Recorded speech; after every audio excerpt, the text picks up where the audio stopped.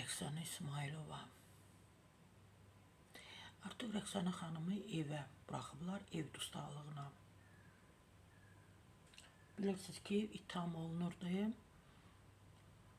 Bir nəfərdən pul almışdı və qızın ziniyyət əşyaları aldığına görə həbs edilmişdi. Evə buraxılıb artıq ev dustaqlığına. Təbii ki, mən istinad edirəm Axşam.az-a.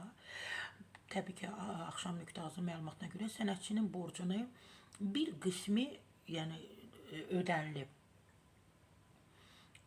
Təbii ki, bunu proqramda deyilib, bir proqramda deyilib və deyilib ki, Rəqsanənin borcunun 100 minini, 1000 manatını Aziyə ilə təbii ki, qıza Aysun İsmailova ödəyib.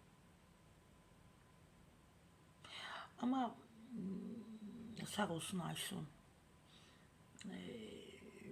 tək, yenə də deyirəm, xırdaca çiyinlərinin üzərində ağır yükü daşımağı bacardı və anasının artıq 100 minini ödəyib.